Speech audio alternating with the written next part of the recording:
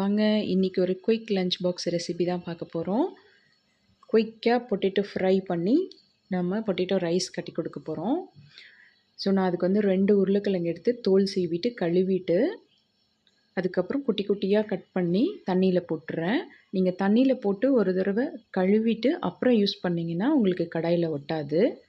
நல்ல திக்கான ஒரு கடாய் எடுத்துக்கோங்க.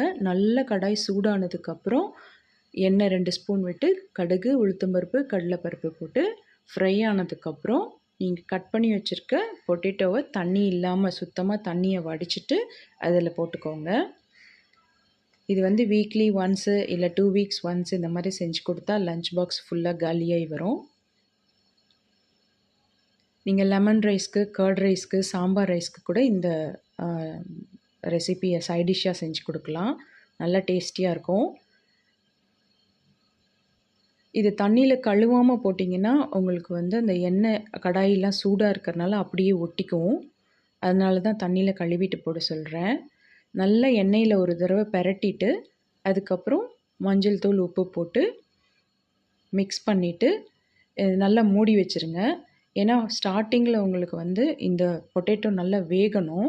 வெந்ததுக்கப்புறம் தான் நம்ம ஃப்ரை பண்ண போகிறோம். இல்லைன்னா வந்து ரப்பர் மாதிரி உங்களுக்கு வேகாமையே இருக்கும். பாருங்கள், நான் கொஞ்சம் நேரம் மூடி வச்சு எடுத்து கிளறேன்.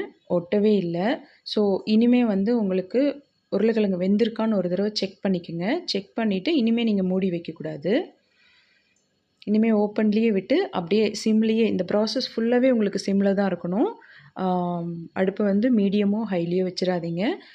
பொட்டேட்டோ ஓரளவுக்கு வெந்துருச்சு அப்படின்னா கொஞ்சம் சில்லி பவுடரும் கொஞ்சம் கரம் மசாலாவும் நான் டேஸ்ட்டுக்கு ஆட் பண்ணுறேன்.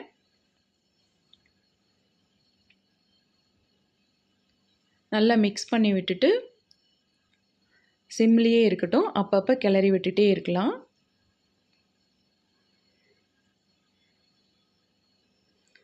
பாருங்கள், நல்லா ஒட்டாமல் உதிரி உதிரியாக உங்களுக்கு பொட்டேட்டோ ஃப்ரை ரெடி ஆகிடுச்சு.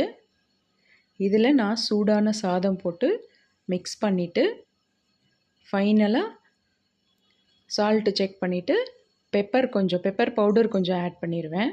சாதத்துக்கு ஆட் பண்ணி லஞ்ச் பாக்ஸ் கட்டி கொடுத்துடலாம்.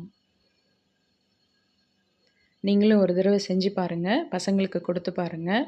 லஞ்ச் பாக்ஸ் கண்டிப்பாக காலியாக வரும். இது என்னோடய ஸ்டைலில் பொட்டேட்டோ ரைஸ். நீங்களும் செஞ்சு பாருங்கள். தேங்க்யூ.